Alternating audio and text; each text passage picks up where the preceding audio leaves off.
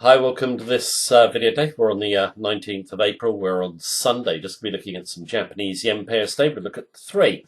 We're going to look at AUD JPY. We're also going to look at USD JPY and Euro JPY. We'll go over and take a look at the charts in just a moment. Now, if we take the markets over the last couple of weeks, we have seen a rally in risk currencies and risk assets. Generally, stocks have been pretty firm, for example, and that's dragged risk currencies higher against safe currencies. Now, the yen is the number one safe haven currency, and we view the pullback in the yen as a buying opportunity. Now, I picked out three pairs to look at today, but the yen, longer term, against most other major currencies, is a buy. Now, in terms of the big fundamentals, you do see a lot of analysts, economists, etc., saying the worst is over in terms of the pandemic. A lot of them are saying, the global economy is going to return to growth next year. We do not share that view. We think we are going to see another big sell-off in stock markets, and risk currencies are going to sell off hard. And in terms of the risk reward on yen long trades, we view it as very good. Now, we are going to go over and take a look at all the trade setups, but obviously just before we do so, please do keep in mind, it is my view, as of this specific moment in time, it can of course change in line with the market conditions and action.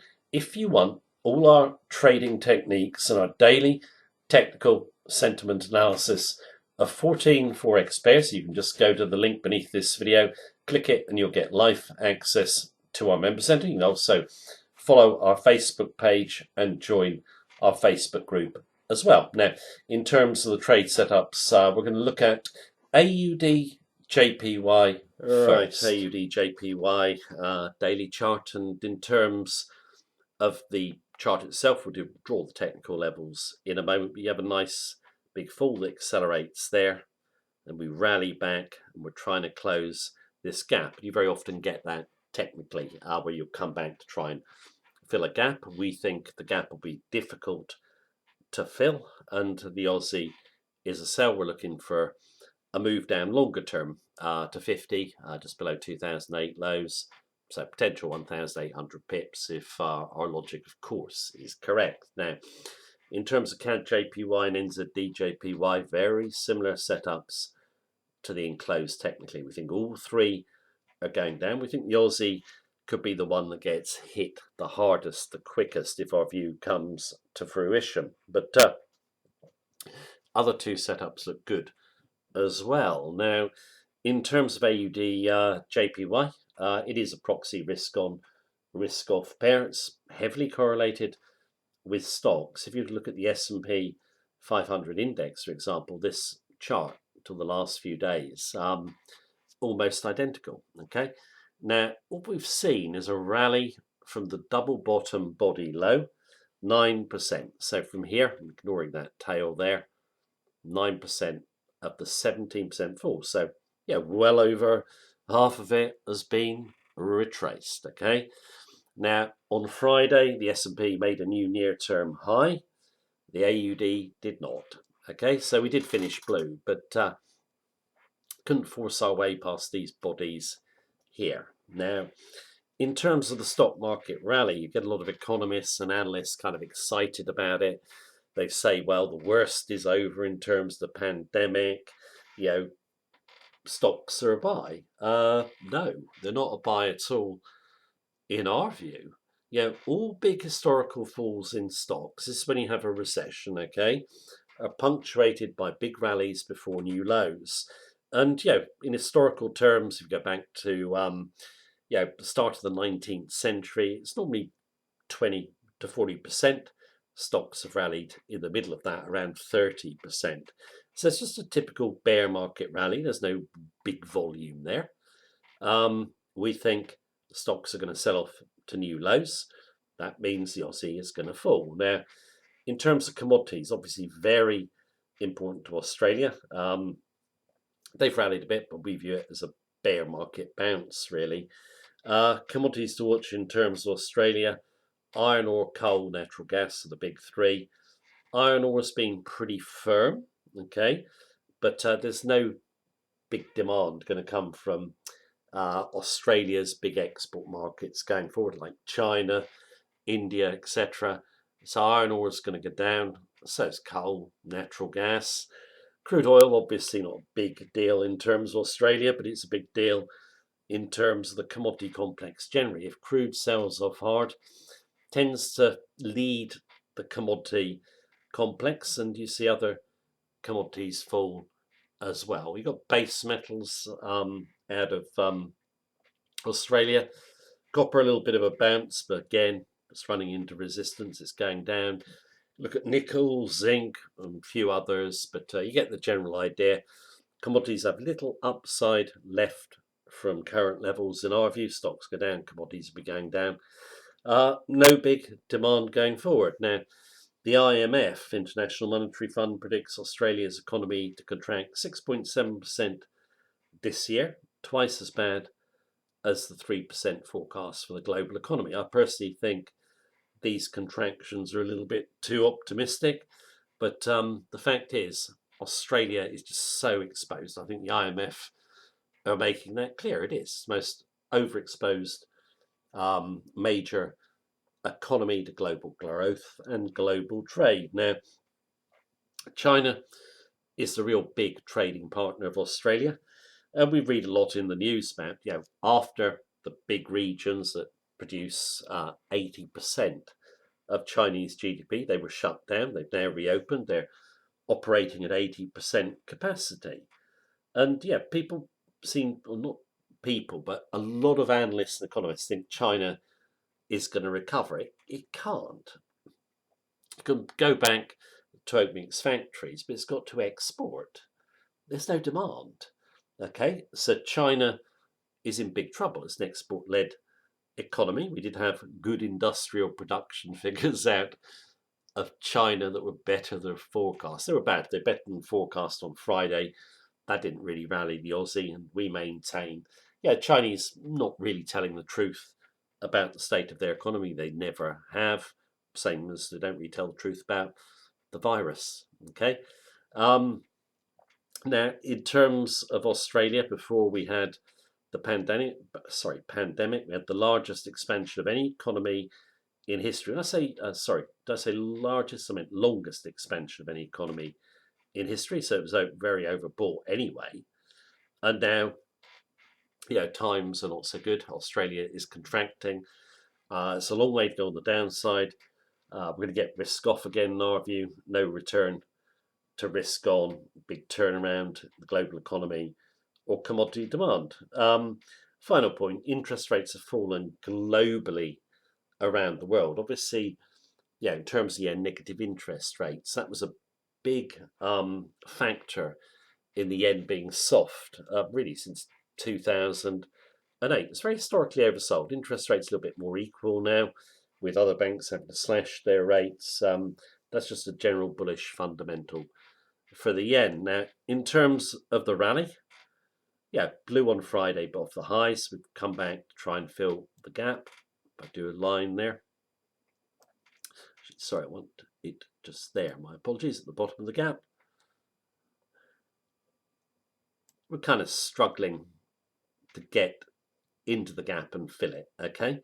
Now, from our perspective, we've already sold the Aussie dollar, and we view this level here as significant. So basically, to get our stop, it's got to come through the 70 level, a big round number, and fill the gap. We don't think that will happen. Our stop 70.80, we already sold. We want to add in as well. Now, in terms of that sort of half-hearted rally on Friday, you could sell any weakness off the 70 level, or just wait for us to come through here. Okay, so you could say 67.50. Okay, let's see if she runs. We'll add if we go through here. We'll also add on any topping action if we do get up to the 70 level, which we doubt. Well, I mean, we could get stopped out, of course, but from our perspective, this is a really good risk to reward trade. We've got 240 pip risk on our position at the moment. But against the potential reward, we think yeah, it's really good. And yeah, looking for the Aussie to basically top out and plunge lower. We'll see if it happens. Obviously, like I said, CAD, JPY, and NZD.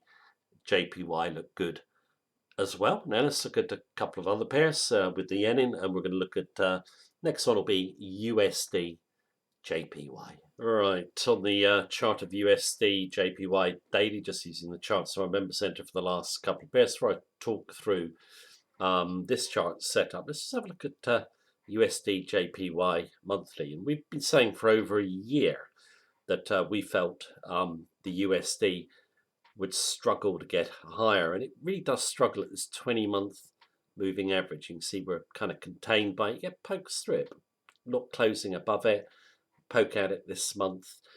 Our view is, even before the pandemic, US dollar just so overbought on the yen. We got a target of 100, okay, as our first target. We think we could even run on down to the 80 level if risk off gets really bad. Now, obviously, on risk on, we did rebound quite nicely on that blue. We're struggling. We think we're going back to risk off. So for us, USD going down on the yen. Let's have a look at the daily chart. See, we did get a nice big fall, but look at the dollar come back. Really strong rally up. These tails are poking towards the 112 level. Can't get through. It's also the 20-month moving average. We come in at 109.70.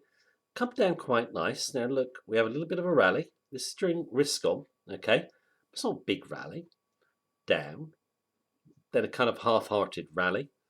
We just think upside limited, a lot of downside, and low volatility points to a big move below the 20-day moving average. We just think we could break lower. If we break lower at 106.80, we've already got traded at 109.70, and we've got a couple of hundred plus pips, but I'm hoping we're going to get more.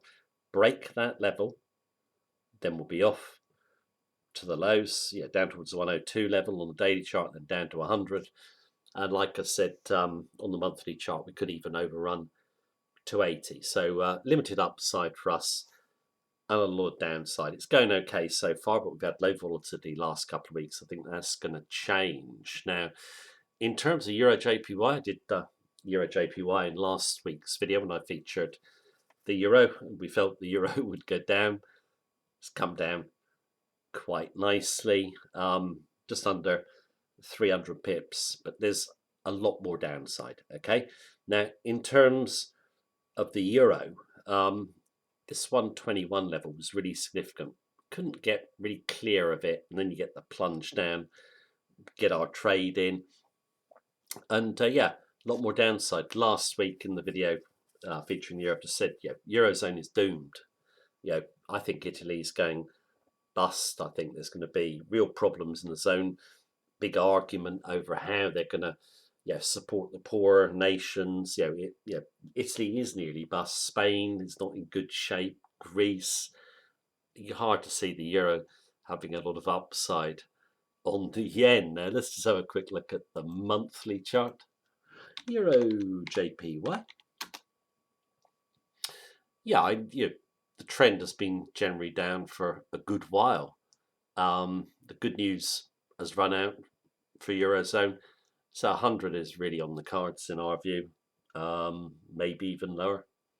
Just, from the perspective of a long-term kind of trend following trade, I like this pair a lot, as regular viewers probably know. The yen for us, from a fundamental perspective, if you've got a bullish view of the global economy going forward, then you wouldn't want to be long the yen. Obviously, we do not have a bullish view of the fundamentals of the global economy going forward, and we just feel yen, from our fundamental analysis, is just a really good buy, and attractive technical setups as well in our view. These three, there's many more. We like the look of the yen. We shall see how we move in the week ahead, but it should be an interesting week. I hope our views are correct. Well, we shall see. But in terms of the video today, that is it. Thank you very much for watching me. Take care. Have a good day.